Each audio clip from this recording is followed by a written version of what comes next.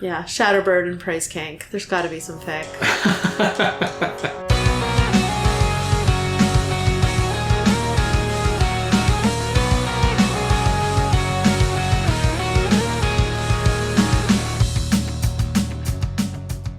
Welcome to Inchworm, the podcast in which we're inching through Worm. I'm Jenny. And I'm Ted. We read what was apparently the Jack Slash interlude. Interlude 12. Really slow played that one. Yeah. The beginning was very misleading, and it took me quite a while to figure out whose interlude it was. Amazing.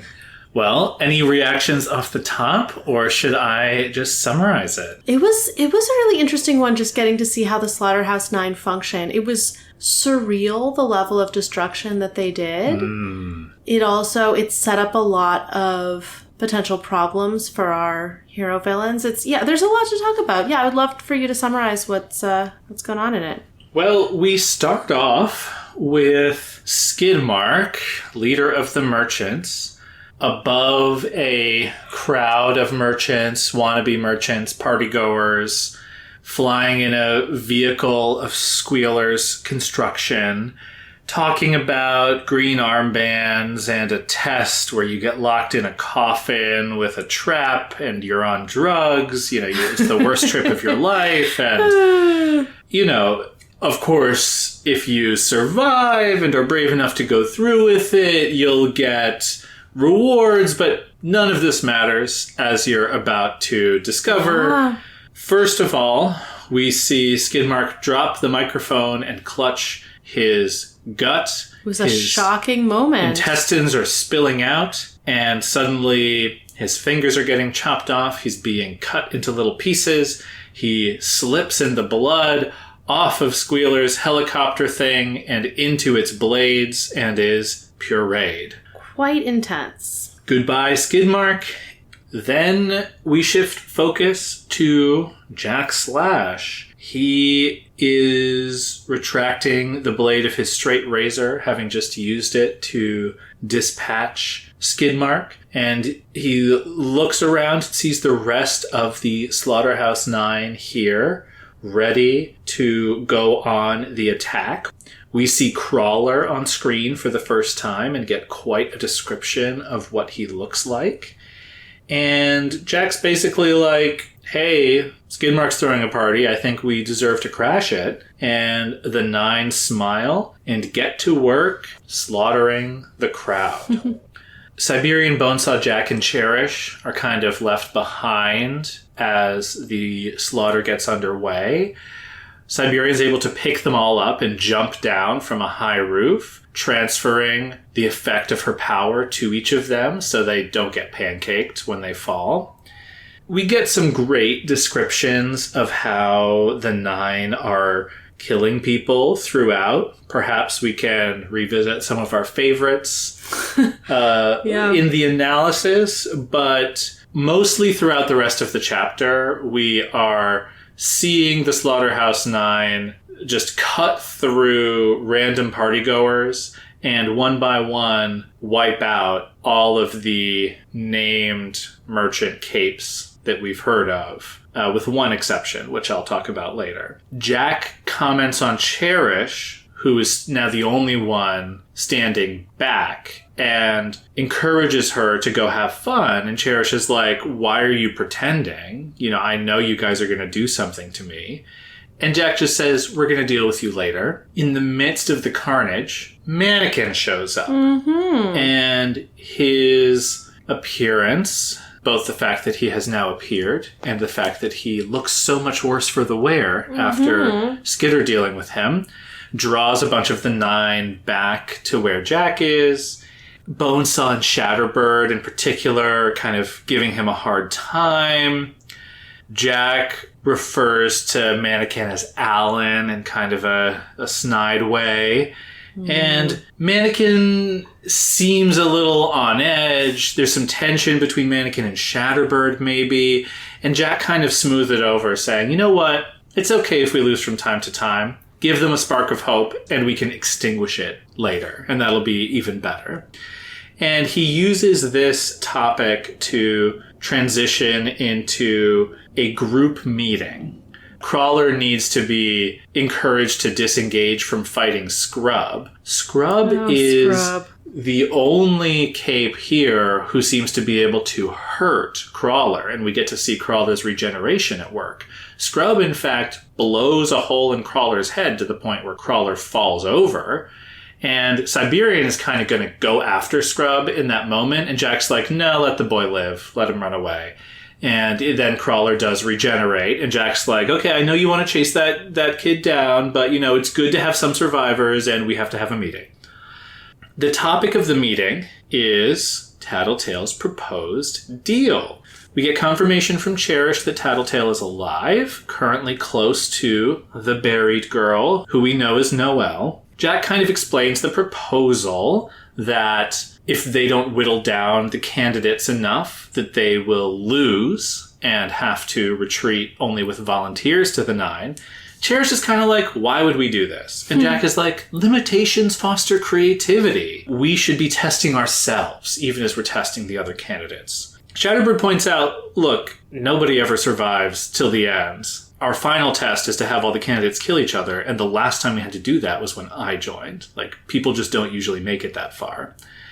And Jack's like, okay, well, maybe we each give ourselves a time limit, He comes up with some other stipulations, and it's basically like, I'm going to throw together some rules. How do you all feel about it? There's a general consensus that, they trust Jack to figure out the specifics of the rules.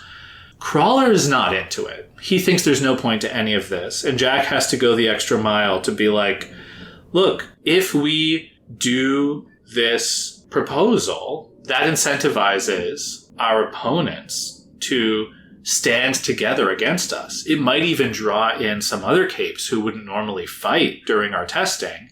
And who knows, maybe those capes could hurt you. Mm-hmm. And Crawler's like, all right, fine. Jack then proposes Mannequin should be the first to do testing. He wants everyone to have 3 days of testing, but Mannequin's being docked a day for his failure at going after Skitter. Jack also suggests that Mannequin is going to have to deal with the bug girl in order to make up for the embarrassment. With Cherish on deck to go second after Mannequin, Jack implies that this is her last chance to impress the 9. Mm-hmm. Jack reviews, okay, here's who's at play: Panacea, Armsmaster, Bitch, Regent, the Buried Girl, and Hookwolf. That's 6. Our goal is to kill 5 of them. And when we're done, and proven winners, we'll kill Tattletale, all of her friends, and everyone else. And everyone's like, yeah, okay, cool, sounds good, great. Meeting, good. Okay, now back to the fun of killing the stragglers from the merchant party. They're not going to stay and play too long because they don't want, the heroes to show up and get drawn into a grand battle yet. Mm-hmm. And as that is happening, Jack reflects on each of his teammates, and he thinks about how they all have carrots and sticks that he uses to keep these chaotic, murderous monsters in line. He kind of goes through all of them. Rather than get into it here, we can probably discuss them each in turn. But we learn maybe a little bit of insight into Jack as well, the way that he reflects on them. He also insinuates that Cherish will not survive their stay in Brockton Bay, asterisk. Mm-hmm. Which is different sort of from how he was talking to her earlier. Or was it that different? Maybe we'll get into it.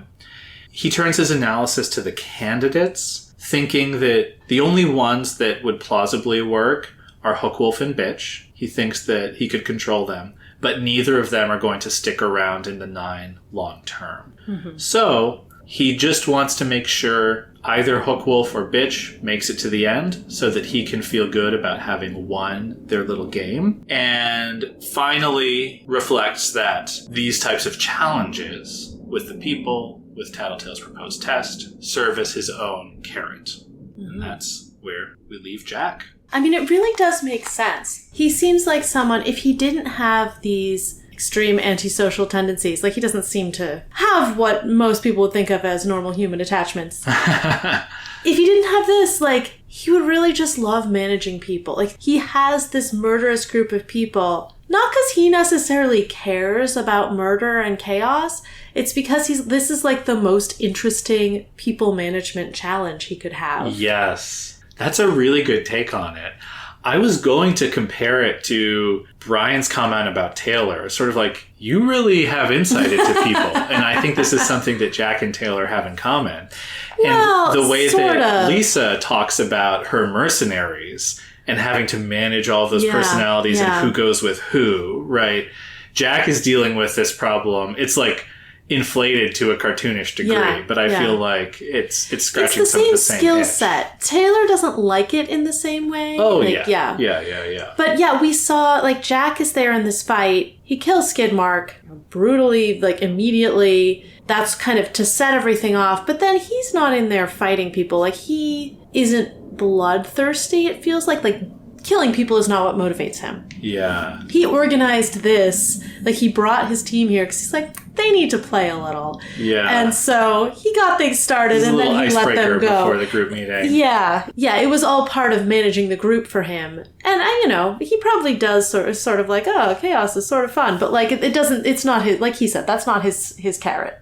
What it reminded me of, most of all, I feel like Jack is like a camp counselor. Or like a middle school teacher. Oh my gosh, He's dealing with these very childlike, in a lot of ways, people who are so out of control to their sort of like baser urges, right? Yeah. But instead of puberty, it's just that they're all serial killers, right?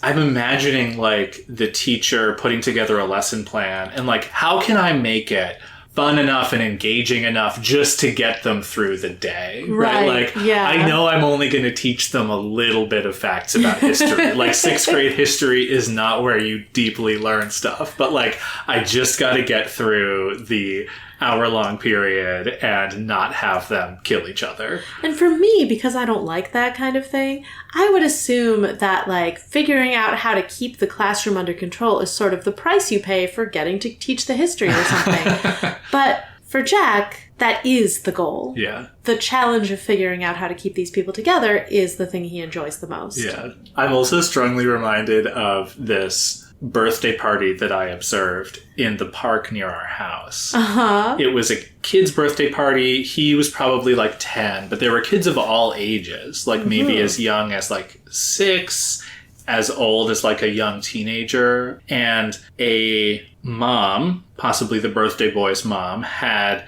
brought a bunch of Nerf guns and some like big cartons that you could sort of like plastic cartons that you could sort of like stack up and created on the field in the park like 3 bases for the kids to hide behind. Of, and there were all these like rules for like, okay, you shoot a kid and they have to go. Yeah. It was like you then get tagged out and then someone has to come rescue you and stuff.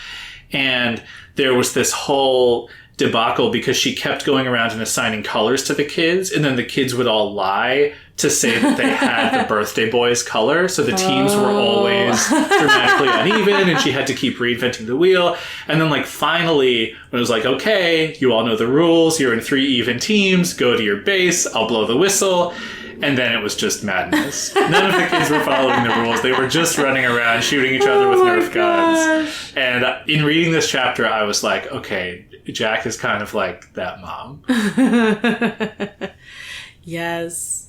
Yeah. It's funny. I feel like I am decent at like managing a group of people and thinking like, okay, what would I want in their situation? What I'm not good at is thinking like, oh, this person differs from me in this way. This is this person's specific way of thinking. How do I strategically approach them to appeal to them? Yeah. It's like, I can sort of do that if I make myself think about it, but it doesn't come naturally at all. Yeah. And that's like Jack's like sweet spot. I mean, when you put it that way, that also reminds me of like being really good at social deduction board games, you know, like Blood on the Clock Tower, Mafia, that kind of thing, right? You don't have to persuade yourself. You need to figure out like, will people trust you if you're very logical, or will they trust you more if you seem like authentic and connect genuinely and in an emotional way, right? Like there's no one trick. You have to have good insight into other people. Yeah. And if you're the werewolf or the demon or whatever, you need to be willing to lie and be inauthentic to play into those social games. Certainly, Jack seems to be viewing the upcoming arc as that kind of that's task, really true. Right? Yeah. He talks about, I'm going to have to do my best head games ever to have this turn out exactly how I want. Right. He set this up as like, here are the 6 candidates, but privately he's like, only 2 of these would avoid being disasters with like how I've balanced the group. And it's what we've seen from Jack before, where he knows the ending, but being the one who's kind of directing it all is really what gets him going, right? Like he knew he doesn't know exactly the path to the ending that that they'll but take. he knew that he and Bonesaw were going to beat Cherish. He just wanted to see it all play out. Right? He thought that would be fun.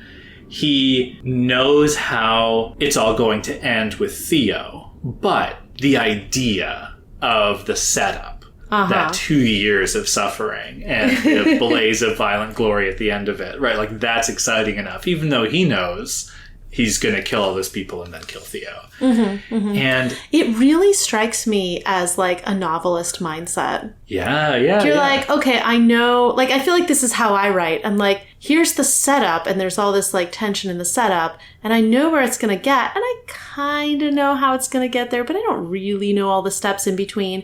And part of the fun is figuring out how to like pull all the story threads to get to that ending. Absolutely. Sort of a different approach than Wild Bow takes, where it's like a million threads. I do not understand his brain. I could not write this novel. Well, I mean, that'll be a fun thing to talk about in like a couple of years. Absolutely. Because we can get a little more into the drafting process and like what he knew going in. Yes, that would be fascinating. I do feel like if Jack is genuine in saying this, I think it's really, really important to his character that he lays out kind of like all these rules and caveats and stipulations. And he's like, I'm going to take care of it. I'm going to close all the loopholes. Don't worry about it. Then we're going to win the game, right? And then we're going to kill everybody. Yeah. Everybody's like, oh, yeah, okay, then we kill everybody. Right? And so, like, that, to me, it feels a little bit in tension with the idea that, like, he's in it for the love of the game. Because I feel like if you only are in it for the love of the game or kind of only tolerate the game just because you know you're always going to win, that's like a little bit different than if you're in it for the love of the game. And he's like teeing up all of these like complicated things, but then is it kind of his mask slipping where like he's no better than the rest of them that he says, and then we're going to kill her, and we're going to kill her friends, and we're going to kill everyone. Like, is he playing to the crowd because that's what they all love? Or is that a little bit of Jack, revealing that maybe he's putting on some pretensions compared to the rest of them? But at the end of the day, he's like, all of the head games and stuff, that's just like the edging leading up to the orgy of violence that everybody else is much happier to indulge in right away. Right? So, like, I'm wondering about Jack's true self there. That's a good point. It might not just be about people management for him. He might also just relish. Like, one of the things he said he loves, and I have no reason to think he's lying about this, is watching the effect on the narrative if he takes a piece out. Yeah, exactly. And that sort of destruction, and it's not necessarily just the destruction, but watching and or imagining the ripple effects of that destruction. Just that feeling of power and consequence. Yes.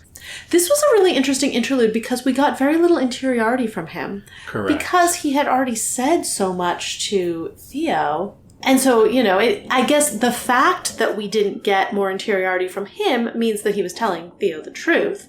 Because if we got his interiority, it would have just been a repetition of that. And, it's not like Regent where we saw through a lie once we were suddenly in his head.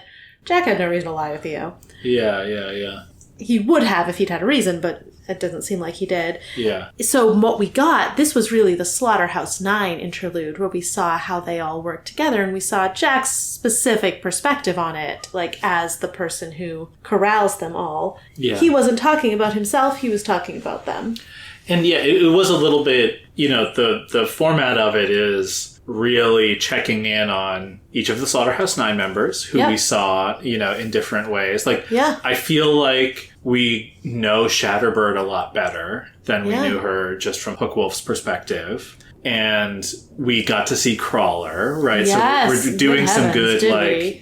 expository work with some of the members of the 9. Yeah, and we're following up on developments with Cherish. Yeah, and we're very much setting the stage, tying Mannequin's defeat into the conflict for the next arc, learning a little bit more about what to expect. I definitely felt this interlude was much less juicy on the reread compared to other ones, and I think it might be for that reason. There is some, and I want to keep talking about some of the insights into Jack, but it's just, it's so much less insights into Jack it's and not more about just him. We get some carnage. We get to see this group together, which we had never done. Yeah. And we get to kind of launch them into the next stage. It makes a lot of sense. It is not an interlude that gives us character insight, but it makes a lot of sense for this point in the story. Yeah, and it's doing a lot of work to set the narrative table for the coming arc or arcs. Shall we talk about the deal/situation, the proposal? Of course. So it seems like Jack is like, yeah, let's increase our challenge. And it makes sense that some of the group members are like, why would we do that? Why would we make it harder on ourselves? And Jack's like, no, that's the point. I think it's mostly Cherish. I feel like Cherish and Crawler didn't think there was a point. Yes, but I feel like everyone is kind of yeah, whatever, Jack. Yeah. I really get the sense that he's the only one who cares. Bonesaw cares a little bit, but is very happy to follow Jack's lead. As long as Jack makes it fair. Yeah. She cares about. Yeah. So the deal, as Jack presents it, is we have to have only one candidate left alive at the end. Yeah. Or we take the first volunteer and we leave. Yeah. I don't think that's what Tattletale told him. Yeah, it was more than half or something. Yeah. So I don't know if he just revised it to make it more challenging because he's obviously at least half of them are going to die. Usually all of them but one die. Yeah. So he didn't reflect on that lie inside his head, but I do wonder if he just changed that. It was also funny that he presented it as, we take the first volunteer and we leave, as if he knew there would be a volunteer, whereas when Tattletale and Taylor were talking to him, it was kind of if someone volunteers, sure. Yeah, he's like, well, of course, who wouldn't want to be part of the Elite 9? We're the best. Most people. Almost everyone. Yeah. And everyone pointed out, which is a fun setting of, level setting thing that, okay, but usually most people die anyway. Yeah. And it seems like Shatterbird's been around for a while, and her case was the last one where it was, there were multiple candidates alive at the end of the tests, and they're pitted against each other. Mm-hmm. And so Jack is like, okay, so we'll make it a little bit harder. There's this time limit. He also says, in the case of failure, you lose a day. I wasn't sure if Mannequin's failure was connected to the testing in some way, or if it's just, if you fail at something point blank, then you end up shorted a day. Because Taylor is not a candidate. I mean, it's clear she wasn't on the list. She wasn't recruited. None of that. Yeah. I agree that it's not spelled out. That attack couldn't have been connected to a test. Nor did Mannequin, explain to her, because how could he? This is a test and here are the rules, right? Jack is clearly kind of making this up now. Yeah. So we don't get the answer in this chapter. We but may or may not. Is there a way for one of the members of the 9 to fail at testing? Because it seems like candidate surviving isn't a failure on their part. It's just success on the candidate's part. I think, so I guess to answer that directly, we know, for example, right, Siberian chases you. Mm-hmm. And if you survive or get away enough times or whatever, that counts as a success. Right, but is that failure on Siberian's part? Would that make her lose a day? I think that counts as a failure. So she has to kill her candidates or she loses days. I think so.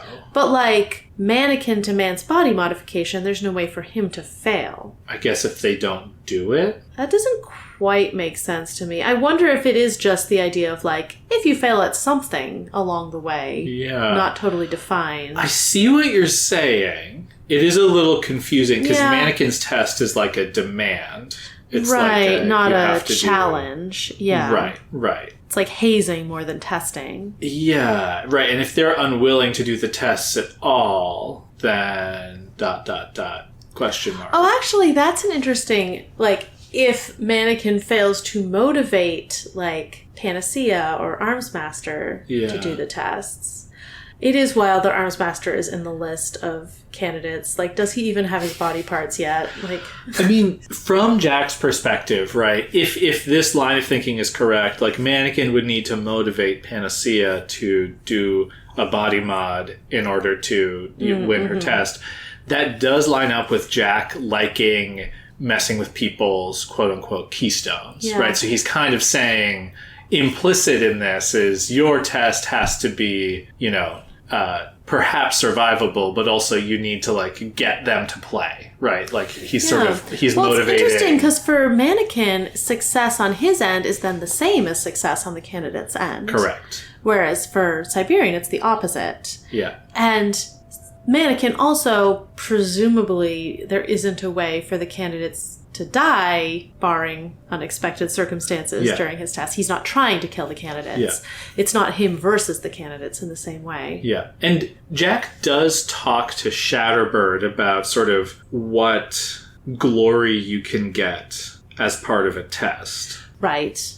Remove several candidates. Conduct a full round of testing. Maybe that's kind of the Mannequin scenario. See that your candidate succeeds above any of the others, or all of the above. Yeah. Okay, yeah, so it's like criteria for success differ from person to person. Yeah.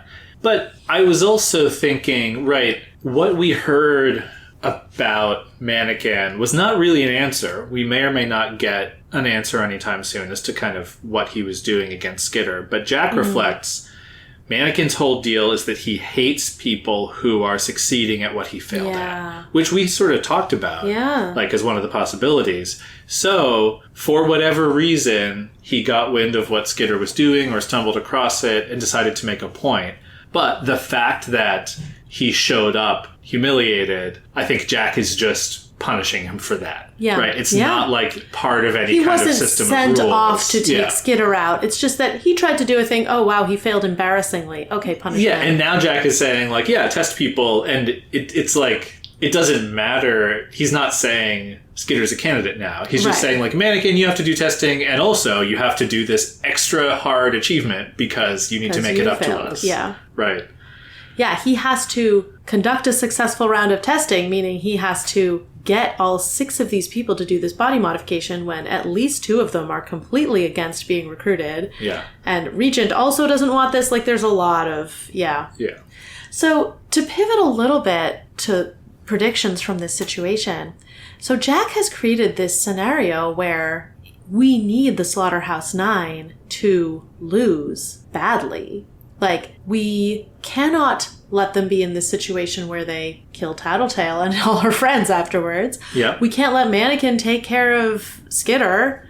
And we can't even let them do their successful, like, everyone dies except one, because that means either Regent or Bitch will die. Yep. And I think that is why, I mean, there may be multiple narrative reasons, but that is a very good reason why there are 2 Undersiders in the pool. Ooh, okay, elaborate on that. Because if it were just Bitch or it were just Regent, then we could say, like, okay, well, it would suck to lose, like, Armsmaster and Panacea, like, but Noelle.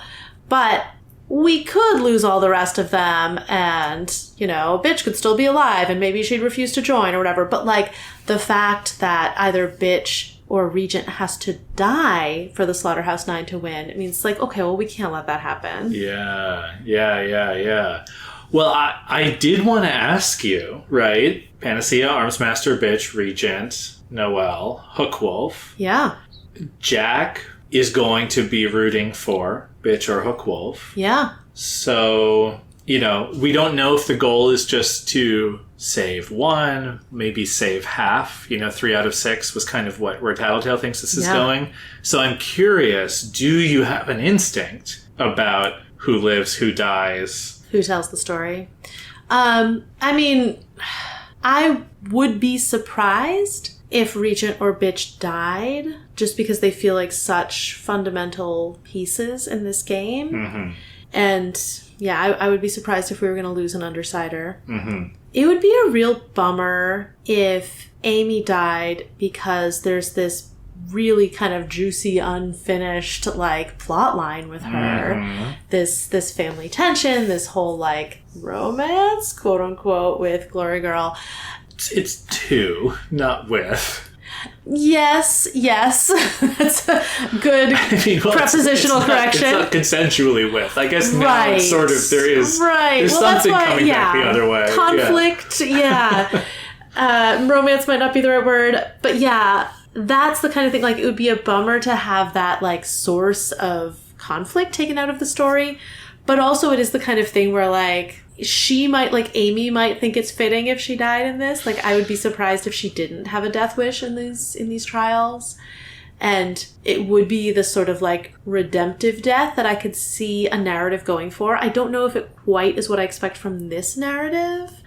It certainly changes the problem from a conflict between characters to one for Victoria about the person who did this to me and could easily undo it is now dead, which is an interesting and different right. And challenge. The person I have feelings for is now dead, so does it matter that I still have those feelings? Like, maybe she's able to move on in a way, but how does she think of her sister who she loved? Like, how does she process that grief? Really interesting development for Victoria. I could actually see that being a really good story direction to go in, So that's, let's see, Hookwolf. Presumably you don't care if Hookwolf dies. No, Hookwolf is completely expendable. Yeah. Would love to see him go. Noelle is such a problem for, not necessarily for our hero villains, but for adjacent hero villains. So I would be very surprised if she died, because that would be so convenient. Mm-hmm. Armsmaster, I really don't want him to die, because I want him to change dragon. Like, I don't know that would actually be a good outcome, but, like, of course I want to see that. Yeah. Like, I want to see where their relationship is going. I mean, it's also difficult because we're probably not going to get in either of their heads again. But if he is the one who can change dragon, like, I want that for her. Just seeing now Victoria and Dragon like together at the cemetery being like, well, fuck. Yes.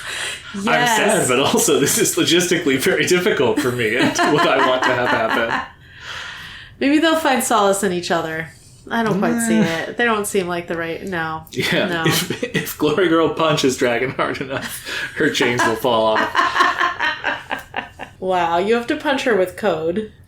Okay, so is that all of them? Did I talk to you about them? I mean, what you have convinced me of is that there's a lot of, I don't know if you would call it plot armor, but, like, potential plot armor. There's a lot of narrative weight on all of these people except for Hookwolf. Yeah. And Jack is going to be trying to keep Hookwolf alive. So that certainly ups the stakes. And we have seen in the Leviathan fight, we can do away with a weighty, No, that is true. A weighty character. So, we'll see. Even in the Leviathan fight, we didn't lose an Undersider. That's true. I feel like that was just lucky. And also because most of them weren't directly involved in the action. Yeah. Since we're talking about this, I also wanted to mention, Jack is sort of aligned with the readers on this subject, because in this chapter, he's sort of like, oh yeah, we're here to have fun. This is a little hors d'oeuvre. We're not going to stick around long enough to do the grand battle. He's building suspense, right? And in this chapter, we're also aligned with him because he and the Nine kill cape after cape, basically wiping the merchants off the board. Yeah. And we don't care about the merchants. Not at all. At all. So we're perfectly happy to just have them as, like, filler deaths exploding in the background. With maybe the slight exception about Scrub. And he gets to run away to fight another day. So, like, we're perfectly aligned with, like... Oh, yeah, this is meaningless chaos and violence to us as readers. Exactly. We're well, like, at the same okay, time, the merchants suck. Yeah, sure. setting up, like... Okay, yeah. When the 9 ever do have a grand battle and turn our sights on our people, you know, we got 4 named characters killed off in like 10 pages here, right? Yeah. Here's the list of names I'm that even they're more going to be going impressed for. with Skitter right now. So true. Like Bonesaw said, destroyed him like a girl playing with a Ken doll. That was beautiful. Yeah, no, you're right. That violence it was wild to read. It was a level of violence we haven't had in the story so far. Even in the Leviathan fight, we weren't getting that sort of massacre. Yeah. Like, they were just going to the crowd. I mean, they also were killing non-capes. They were just plowing down. Yeah. Just dozens, hundreds of civilians. Yeah. An orgy of violence that, like, was wild to read about because I was like, this is so intense and so violent, and I also don't really care because I'm not attached to any of these people in the narrative. Like, obviously, if this were real life, it would be, like, the most horrifying, devastating thing ever, but, like, it's in a book, so it doesn't really matter, but also, wow, it's so violent. Yeah. Like, it was just, like, very trippy. And it's an interesting choice, right? We don't get a lot of interiority from Jack, but I think with a lot of Wild Bow's point of view characters, you do sort of get observations that humanize different characters in the scene, and he doesn't have a single observation about anyone outside of the 9 that like humanizes them, like they really are anonymous, you know, limbs that explode, right? Like we get a little bit of detailed description of the guy who Bonesaw infects. Oh yeah, that was horrifying. Yeah, Bonesaw has this like plague that, you know, swells up your body parts until they explode, and then the blood that spatters on other people infects them. And Jack's like, hey, remember my rule about epidemics? And Bonesaw's like, it'll only last 5 cycles. Oh, God. Right, but so like we do get a description of that guy and his fear and stuff, but we really don't get anything humanizing, like, you know, a father trying to protect his son, right? Or like any kind of little detail, like the mom and toddler moment in the Mannequin. Exactly. So that really speaks to Jack's lack of interest or empathy for anyone in the scene. But I also think it's like in the previous arc with the merchants, I was trying to like say, yes, the merchant Skidmark is awful. The merchant capes that we see seem terrible. A lot of these people are also clearly awful and they want to be there. But like trying to give Bryce and some of the other people who are just showing up at a party like a little bit of the benefit of the doubt. Yeah. But Jack isn't. We got so little detail here. I didn't care at all. Yeah. Like it really. It felt like playing a video game. Yeah. Very video game violence. Or a little bit like playing a certain type of D&D character. You're just like, let's smash stuff. This is the type of D&D character I like to play. Yes. Yeah. Where it's just like, it is kind of fun to have so few stakes attached to these human lives and to just not have to care. Like there's something a little bit liberating about it, which is part of the horror. You're like, whoa, why am I reacting like this to this violence? And that also, going back to Jack's carrots and sticks thing, the challenge he set for himself. The 9 are so powerful, especially like Siberian, Bonesaw, Crawler. If not for the carrots and sticks Jack is pulling on. Yeah. Like, if they were a little bit more robotic, if they had less personality, they would just be unstoppable killing machines. Yeah. Right? That's sort of even what Jack says about Crawler is like, this is the one thing where I'm not sure Jack has an ending in mind. He's sort of like, when the day comes when Crawler doesn't think anything can hurt him anymore, that's troubling. Like, I won't be able to control him. And it could be that he has a plan like he had for Cherish for when that day comes. And he just doesn't tell us about it. And he doesn't tell us about it. But that could also be a kind of like, well, let's hope that doesn't happen. Like, keep that plate spinning, right? Yeah. And so, like, if Jack set his mind to it, it would be so easy for him and the Slaughterhouse 9 to methodically chase down Panacea, Armsmaster, Bitch, Regent, Noelle, and Hookwolf and kill them. Yeah. Right? Yeah. But it's just whatever his weird complex about trying to prove something to himself is. Like the fact that he likes the edging before he kills people, right? Like that's all that is saving them.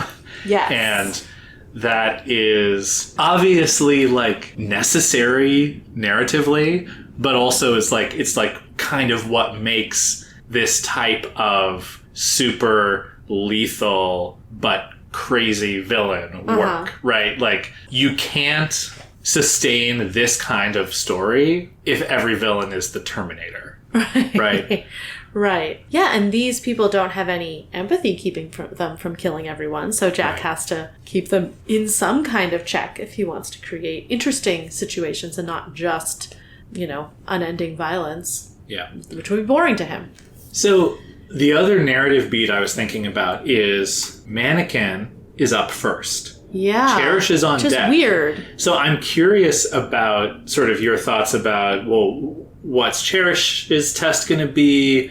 How's Mannequin going to approach his test? We already kind of talked about like, well, how does his test even work in this scenario? But we know make Skitter suffer is also on his plate, right? And so like, I'm curious kind of how you feel about that. It's logical, but it's like a rematch, which is maybe not what you would expect right. from Well, the I narrative. assume he'll use his tests to make Skitter suffer somehow. Okay. But I'm not sure how that would work exactly. Like, does he need to, like, force Skitter to use bugs to modify everyone's bodies? Right. Is he flexible enough to change his test in order to that's a good question. Test Skitter somehow? But yeah. I'm kind of curious, like, how you feel with, like, Mannequin's up first.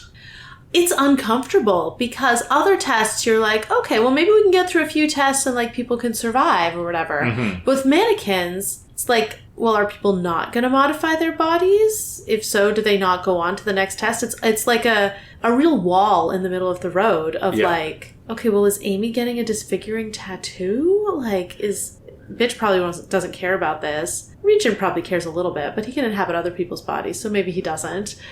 But yeah, it's like I feel very squeamish at the idea of like, oh, these people that we like are attached to are going to have to do something hideous to their own bodies, or the narrative can't move forward. Yeah.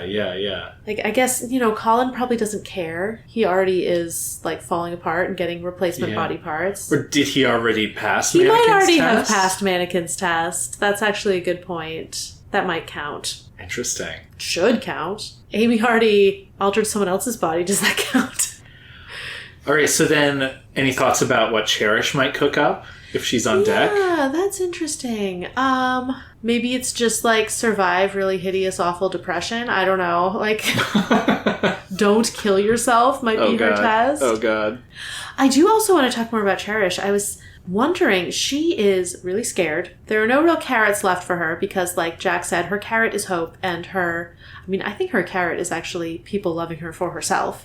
But there's only sticks because it's this fear that, they're going to punish her. As Jack said, she's not going to survive Brockton Bay, and I think that she knows that. And that was the scariest part of the chapter for me, that Cherish says, "Why are you pretending?" Yeah. And Jack says, "Sherry Vassal, you dropped out of reach of God a long, long time ago." The idea that Cherish doesn't even try to run is so scary. Like, well, she knows Siberian would find her. No, I know. Yeah. And part of me is like, I hope she's cooking something up. Well, I think she's gonna go to Regent. Yeah, it's like the idea of having to wait for whatever Bonesaw's coming up with is terrifying. But I like this theory. She's going to go to Regent. I think she is going to, because, the Unravelers were talking about, like, we need someone on the inside. Cherish has no reason to want to stay with this group, and she knows she's doomed if she does. Mm-hmm. Her only hope, which is probably a slim one, is going to the people who maybe would be willing to help her if she gets them, insight into the group, if she maybe turns on the Nine, helps the Unravelers defeat the Nine. Mm-hmm. And Regent is, of course, a way in. He's her brother, and obviously there's a lot of bad blood there, but I think she would try to pull on that thread, and I think, I don't know if it'll be enough to save her, but it might be enough to help the Unravelers in their mission here. Yeah. So they are really, outgunned. Yeah. I'm looking forward to Noelle being turned loose on some of these people. I don't know what her power is, but I think it could be fun. Yeah. I am wondering what Crawler knows that we don't know that makes him want to go after Noelle. Right. What on earth has he heard? Is it something that Cherish probably felt something in her Cherish mind? pulled from her. Yeah. Yeah. It's very, very intriguing to me. The hunger or whatever. Yeah. I'm wondering if this battle will end up being really a showdown between Jack and Tattletale. Oh. Just because Tattletale has a little bit of his skill set. And her power helps her with that. His power is completely unrelated. It just happens to be something he's really good at. Yeah. This manipulating people, figuring out how to motivate them, keep them in balance. And Tattletale could play that game. I don't know if she can play it as well as him.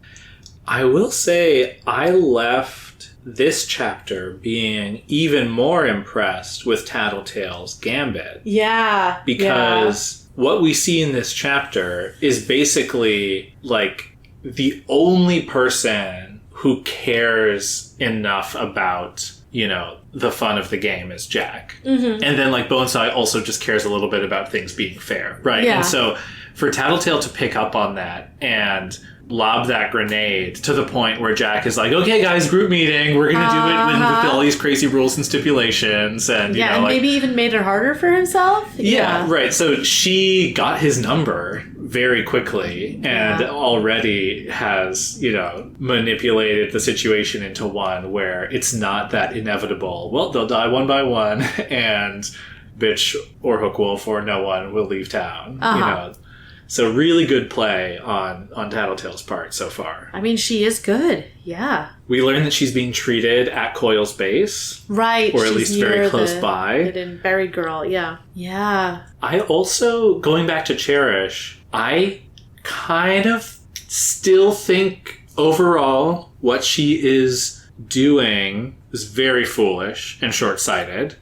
However, seeing how the 9 kind of are just acting like a bunch of middle schoolers. I kind of think her plan, I was underrating it.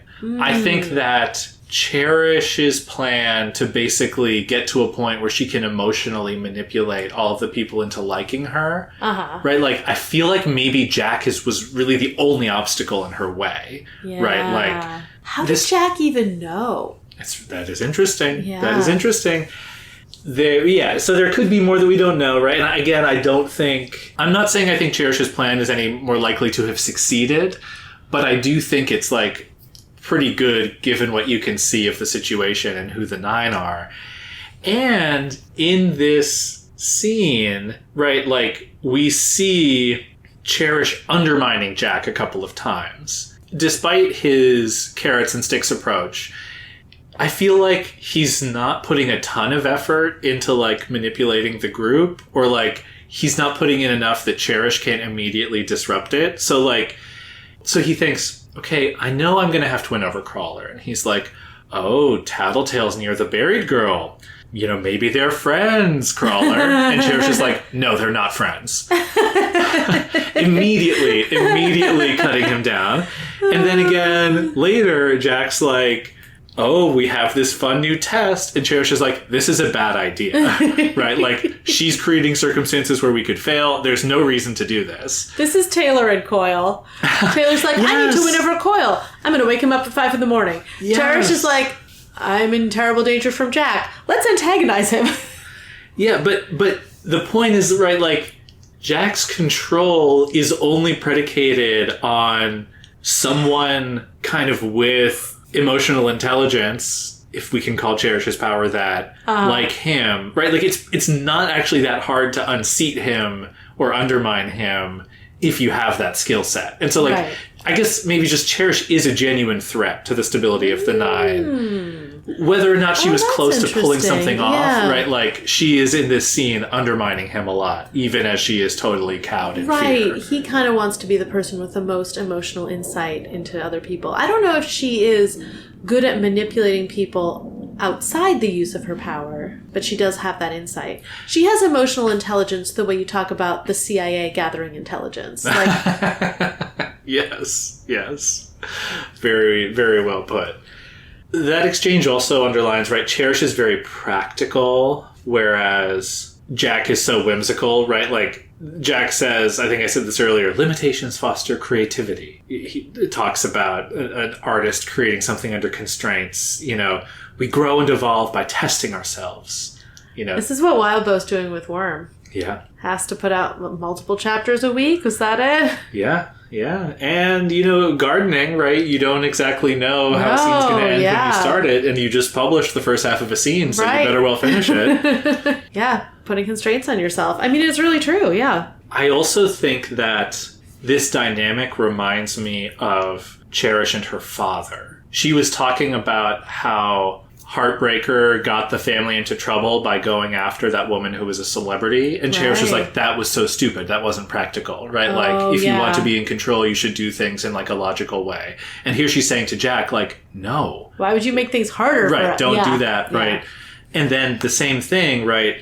She, I think, is having this freeze response to Jack because that's the same response that she had to her father's abuse. Yeah, right? I mean, the same thing that Alec described, right? Yeah. So she's very much stuck in this, like, oh, this guy, it has, you know, insurmountable power over me, and I'm just waiting for him to exercise it and crush me, which I think was a common experience for her growing up. Mm-hmm. Total tangent, but I did appreciate that Burnscar did not nominate anyone.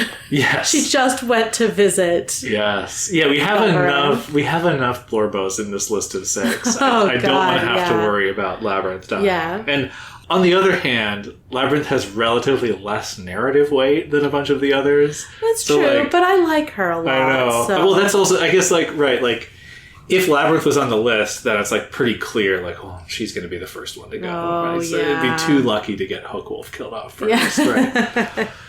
I can imagine Colin dying. I can't imagine Amy dying. Yeah. Noelle, I feel like, needs to be a problem later. Okay. There's some sort of Endbringer connection, maybe. Like, Worm can do anything, so Noelle could die, but not for character reasons, but just because, like, why would you solve this problem for your characters? Do Amy and or Noelle have more plot armor than Bitch and or Regent, in your view? It's really hard to imagine an Undersider getting killed off. Oh.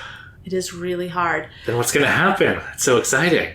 Yeah, I feel like I am more invested in Amy as a character than I am in either Regent or Bitch. But in terms of connection to Taylor, I'm much more invested in Regent and Bitch. Yeah. I think Bitch, I still want her to gain connection and to sort of like I could see it going in a tragic direction where she goes off with them, with the 9. That's all the more potential for a tragic or redemptive journey later, right? Yeah, how far can you let someone fall and still come back from it? You know, that's always an interesting question. A really big fall. Regent, I also want to be redeemed, but he is someone who could be redeemed and then die as part of this. And I don't know, you know, the Undersider's dynamic doesn't depend on him. He lifts out pretty easily. Ooh. Like, you need Gru, you need Tattletale, and Bitch is like the real prize to be gotten. Like the challenge, you know. Yeah. And Regent is not essential. I think you're right about the dynamic. I will say there is an unrung bell there with Regent and Sophia and how that... But there are a lot of bells in this story that don't get rung. That's true. Yeah. That's true. So I mean, I know. So I can't tell you. I'm just trying to spin a fun little picture in every direction around your head. You're very sneaky. But just like Jack. These are the types of speculations that I think people love. Yeah. So thank you for indulging all of my impertinent questions. Obviously, I want everyone except Hookwolf to survive. But I could see narratively Regent going. Yeah. Maybe they get Cherish instead. God, what a trade. That's horrible. So there's a lot of detail about all the members of the Nine and their carrots and sticks. I don't know if we need to get into all of it. Were there any that stood out? Shatterbird, I hadn't really gotten, like you said, we learn a lot more about her. The idea that she really cares about perceptions of her. She's hungry for praise and can't really take criticism. I was like, yeah, I mean, isn't that true of us all? But yeah, like she really wants to be seen as powerful in a way that like some of the Nine are just kind of disconnected from society and don't care about that. Like Siberian doesn't care. Yeah. That description really reminded me of Taylor. Oh. The way that she's been struggling with her Skitter identity. And she's like, I just want somebody to tell me I was awesome when I beat up Mannequin. That's not Taylor's main motivation, though. No. I wouldn't say that it is her keystone, but I do think that... It does. It applies to her, yeah. She is hungry for validation in maybe a way that she's not super aware of. Yeah, Shatterbird and Praise Kink. There's got to be some fic. I mean, I don't know how much fic there is about the Slaughterhouse 9 members in romantic or sexual relationships, because that's pretty unpleasant subject matter. But... Yeah. Another question I was thinking about asking is, like, we got to see most of the Nine sort of show off their violence dispensing abilities. Yeah. Do you have any favorites? I know you've expressed a lot of distaste for most of the Nine, but is there anyone that you're like, yeah, they're kind of cool. Like, I'm kind of happy to see them run around and kill people. Anyone that you're sort of like, oh yeah, I kind of hope they stick around. I like seeing more of them in the story. Or would you be content to birdcage them all next arc and move on? I would probably be content to birdcage them all next arc and move on. They are interesting, a lot of them. Like, I kind of want to know, like... I want Crawler to get taken down, actually. Oh, that would be really satisfying. Yeah. Well, we get to see him up close. I mean, what did you make of that description? He has, like, Andalite tails all over his body. Yeah. It's a wild description. I mean, he seems to be someone who is monomaniacal about just becoming stronger, which is a good thing because, like, he couldn't really fit into society very well with, like, 6 limbs. He's like oil slick and he's got a 10-foot thick acid. Chest, the head the size of a car. He has 6 limbs, each of which bifurcates at the joint into a claw and then either a tentacle or a hand. Yeah, he's like covered with scales and like an oil slick, and he's constantly dripping with like corrosive acid. Like, I loved Scrub going up against him. Yes. I'm like, Scrub is one of my Blorbos now. Yes. Scrub is free of the merchants now because they don't exist. He's the only survivor. Okay. So what's going to happen to Scrub? Else. I don't know. So, on a scale from like, Crawler steps on him off screen and we never see him again. I think he's going to become a ward. He joins the Undersiders. A ward. Okay, I love that. I love that for Scrub. He's like, yeah, sorry, the merchants changed me and I didn't want it. Help me. Yeah. It doesn't seem super likely for him to join the White Hats. I don't know. But he was so effective. I mean, Crawler managed to regenerate because he's Crawler and that's what he does. And it was incredibly impressive that he did. But, like, he took away half of Crawler's head. Yeah. I want to see him face an Endbringer. Ooh, yeah. Because the Endbringers are really, really tough, but we don't know that they have super healing or anything. Well, yeah, and we've been on the lookout for sort of, This is the power I wanted. Just make a hole inside something. Exactly. We saw, I think, of the people who were effective, Armsmaster was very effective up to a point, but then kind of hit his limit. Yeah. I think Flechette was pretty effective. But we don't know how much actual damage she did. Right. But like Scrub, there's a lot of potential there. Scrub could open holes inside all of those armor layers. Yeah. Where it matters, maybe. Tattletale could tell him where it matters. This is what I want. Yeah, though, Scrub must be protected. He manages to knock out Crawler's brain and kill Crawler here. Though, again, it's like, how good is he at focusing where his power hits? It sort of seems he'll get better. Yeah. But on the other hand, people don't have to stand near the Endbringer when Scrub is going up against them. So. Right. And we don't know what his range is. Yeah. He could stand back far enough not to get hit. Because people do need to stand near him if he's going to get attacked by the Endbringer. Yeah. So no Blorbos among the Slaughterhouse 9. I don't think so. Which is fair. I did really love Burn Scar, in order to get back to the group, chucks a fireball across the arena and then just drops out of it into the middle of the group. That was pretty cool. I thought that was very cool. And I do appreciate her not having nominated Labyrinth. Yes. Yeah. And I feel like I have sympathy for Cherish being in this horrible situation of her own making, but like, I mean, we've seen inside her head. She is deeply awful, but I definitely had sympathy for her in this chapter. Yes, I was horrified by her fate of death, or is it? Which Jack was kind of implying. Yeah. Well, maybe she's going to be joined to someone else, and exactly. I love Bonesaw having one of her spiders mount her and then creating a little tinker rig with scalpels and stuff at the end of each of her hands, which she uses to cook up that little mini plague thing. So she's cool. She's really too good. I mean, I realize it's a superpower, so of course she's that good, but it does remind me of when you watch Glee and you're they didn't even rehearse. How are they singing this perfect harmony? And this is the science equivalent of she didn't even spend hours in the lab. How did she just make that thing? Because Siberian just turned on her power and ran straight through a bunch of people, which immediately carves them into pieces. And then Bonesaw has an army of little spiders that gathers up the flesh, and those are her components. Those are her spell components. Yeah. She has science superpowers. That's what being a tinker is, but it's wild to see. Yeah, we talked about the plague thing. I thought that was great body horror. Yes, definitely. This chapter had a lot of body horror. Yeah. I was interested Siberian can extend her power to people that she touches, which I thought was really cool. And also, I felt shows Jack putting a lot of trust in Siberian or his ability to manipulate Siberian. Yeah. Because if Siberian wants to, anytime she jumps off a building holding Jack but doesn't apply her power, he's toast, right?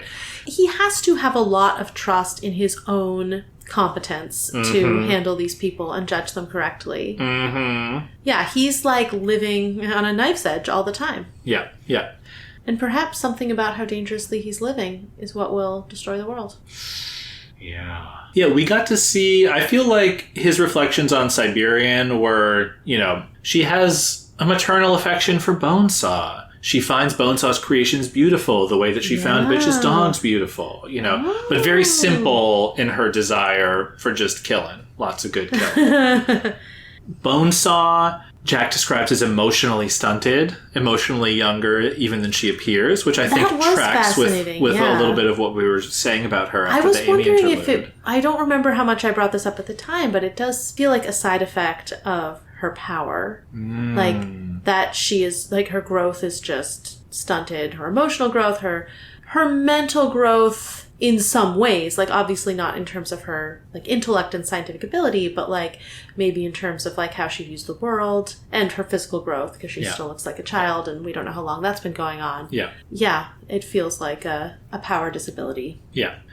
And then Mannequin, also kind of simple. He has his personal crusade, but Jack sort of being well, Alan, right? To keep Mannequin in line, Jack could remind Mannequin of who he had once been. Totally validates that Armsmaster was successfully pushing that button and making Mannequin angry in that scene. Mannequin just wishes he were imperturbable. Any final thoughts on the merchants? I mean, they just get wiped. It's so funny. Last time I was is this the end of the merchants? And this time I'm this is the end of the merchants. Yeah, classic squealer vehicle, classic skid mark death trap. His death trap was so over the top. Yeah. Oh my God. Takes a handful from this bowl of pills and then get put into a coffin with rats or spiders or snakes or something. Buried alive. Or you get buried alive. Then when he got killed, I was okay, it makes sense why that was so incredibly, comically horrific, what he was proposing people do voluntarily, I guess. Yeah. It was almost a parody of what the merchants do. Yeah. It's a fitting final moment for him. Yeah. And the classic Wild Bo's sudden violence as Skidmark dies, and you don't know what's happening to him yet. That's such a good point. I hadn't quite isolated that as a classic Wild Bo move, and you're right. Yeah. I mean, the same way that Armsmaster is suddenly fatally stabbed in the course of 2 sentences. I think even going back to Taylor in Arc 4 fighting Bakata, it's just how quickly things turn bad. Did want to call out sort of forgot about someone in the Merchants who maybe we're going to miss. Trainwreck, I think, got taken out. Oh, no. Shatterbird was walking away from a like smoking mech suit, which only fits Trainwreck as far as Merchant capes. So R.I.P. Not 100% sure. Yeah. There could be another Tinker in the Merchants. We're not super attached to him, but like he seemed like a good guy. Yeah. Oh, that's a bummer. So another one of Coil's plants gone, but I guess you don't need a plant. But he doesn't need a plant in the all of the Merchants are dead. No. We didn't get a lot of internal Jack stuff, but some of the ways that he thinks are like, I don't know, purple prose is probably the wrong word, but he's like a little bit pretentious. Bonesaw laughed, and it was a sound without reservations, not shaped by social constraint or culture or self-censorship. It was the laugh of a child, free and without a care. And the noise of the crowd was more bloodthirsty this time, unmasked and unashamed in their savagery. And I don't know, I do feel like it's a little characterful. He's sort of enjoying his internal depictions of these people and their traits, their tendencies. I think that seems right, yeah. And yet, his like little speech, Skidmark's hosting a party, I'm sure our invitation was lost in the mail. And it's not a very flattering comparison between the Merchants and the Nine in terms of like at first in the chapter I was like, the Nine are just killing these people randomly. Like, that's not that different from, like, the Merchants or whatever. But then it's clear that this is just kind of like, some light stretching. Yes, like, this is nothing for all of them. This is Teatime. Yeah. Exactly. This is Teatime. Yeah, I mean, and there's some good moments, like, Shatterbird almost seems like she's going to attack Mannequin, and Jack kind of pulls her back by sort of making it okay that Mannequin lost. He mentions rules and things to kind of keep Bonesaw in line. In his reflections about the other Nine, it does seem clear, like, I'm not sure how invested he is in any of them, except maybe Bonesaw. Yeah. But I'm not even sure. Right, would he be happy to sort of ship of Theseus this entire group? Potentially. Yeah, that was kind of the vibe I got from most of his exchange about them. He's there for, the process. He's there for the journey. Yeah, and there was a bit where, like, someone points a gun at Bonesaw and gets taken out by Hackjob. And Jack's like, oh yeah, Hackjob's going to protect me and Bonesaw from any other gunman. Yeah. And I was like, oh, is that because they're uniquely vulnerable? Or is it because kind of like Bonesaw only cares about Jack? Right? Well, like they're the ones. Maybe cares about Siberian. But you're right, or maybe but the Siberian just cares about vulnerable. Bonesaw. Yeah, true. The other parallel between Jack and Coil I saw was he thinks his monsters return to their carnage, thinking about them all as his. Oh, like, yes, my tattletale, my my pet. Yeah. He watched them at their work and their play, noting all of the little things. Any final thoughts, or should we turn to predictions? Should I read you how the next chapter starts? Yes. She couldn't shake the idea that it was a... Oh, so it's another interlude. Yeah. Okay. Interlude 12 and a half. Bonus. We would never start with a she if it were Taylor. Yeah. We'd just, it would be first person. She couldn't shake the idea that it was a... Okay. It does sound like we're in a woman's head. Yeah. A girl's head. So who would it be? Who are the female characters that we haven't seen yet? We've seen... Taylor's not going to get an interlude. We've seen Tattletale. We have seen Bitch. And I'm happy to say we're getting the interlude and then starting arc 13. Okay, it's not going to be another run. Okay. Yeah. So who is... Probably it's going to be someone relevant to this whole situation. Of the 6 candidates, Panacea, Bitch, and Noelle are the female candidates, right? And then we have Hookwolf, Regent, and Armsmaster. Okay. So it's probably Noelle. Okay. Which will be really interesting, actually. I would love to see what's going on with her. Yeah, I'm really looking forward to getting inside her head. Yeah, getting inside the vault. One cape name. What is it? Madcap. Well, that must be her. Interesting. We don't have her cape name yet. Interesting. So I thought maybe she was Genesis, but Genesis seems to be separate. Okay. I like this theory. Yeah, Madcap. I feel like she has like some strategic power. Ooh, like a thinkery. Yeah, because she used to be their like battle commander. Exactly. How does that square with, strong vault doors? She does ideas that are so crazy they just might work. Okay, well, how does that square with the strong vault doors required? I have no idea. Oh my gosh. How does this connect at all to her, whatever her problem is? Yeah, well, right, if her problem isn't related to her core power, that is really interesting. Yeah, maybe it is not. But it doesn't seem like she's able to use her power to solve her problem. You seem gleeful. I'm excited to find out. Next time. On Inchworm. Worm is a web serial by J.C. McCrae. You can read Worm at parahumans.wordpress.com and support the author at patreon.com/wildvote. Follow us on Tumblr and Blue Sky at Inchworm Podcast, or find our Discord link and any other updates on inchwormpodcast.com.